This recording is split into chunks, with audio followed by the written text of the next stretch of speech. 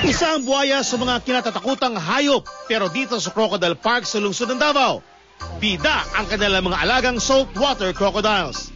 Hindi lang pang-atraksyon sa nasabing parke ang mga buhay na buhaya, tanyag din ang mga produktong mula sa balat nito.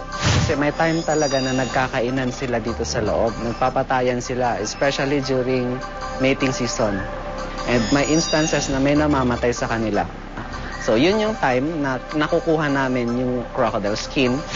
Ngayon, sikat naman sa buong lungsod ang exotic dessert na mula sa itlog ng mga buhaya na tinatawag nilang crocodile's egg ice cream.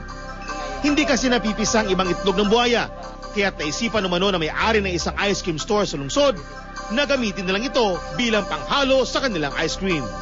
It has a vitamin A, D, and E, and B complex. It has also rich of protein and minerals. That's why hindi lang talaga siya exotic lover kakakain ka nito. Meron kang makukuha na tinatawag na food value.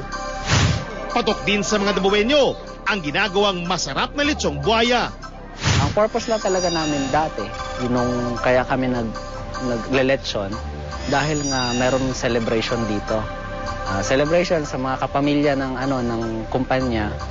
So, binibigyan free pinapakain sa mga empleyado dito. 3 oras umanong nililitso ng buhaya. Bestseller din ang mga exotic recipes ng crocodile sisig at steak.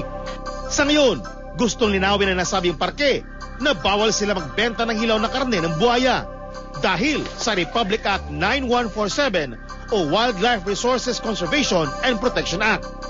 Ang mga karne ng kanilang ginagamit ay mula raw sa isang supplier.